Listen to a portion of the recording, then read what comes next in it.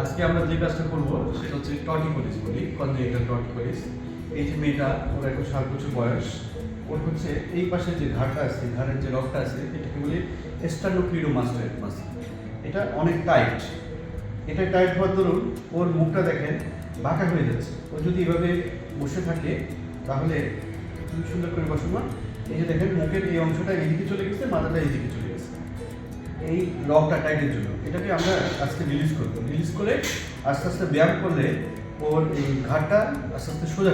এই পাশে তার রগটা টাইট ছিল, এই পাশে টাইট, ওই রগটাকে আমরা এখন কেটে দিয়েছি বা রিলিজ করে দিয়েছি, বাইপোলার রিলিজ।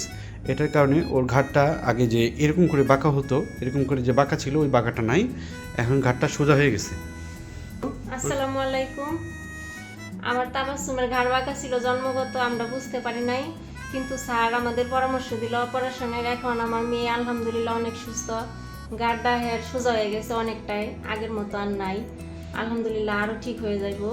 আপনারা সবাই দোয়া রাখবেন স্যারের জন্য, আমার মেয়ের জন্য। ধন্যবাদ আপনাকে তাবাসসুম।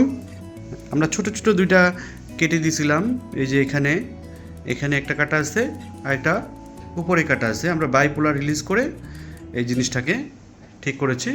আজকে হচ্ছে 7 নাম্বার দিন অপারেশনের। ধন্যবাদ।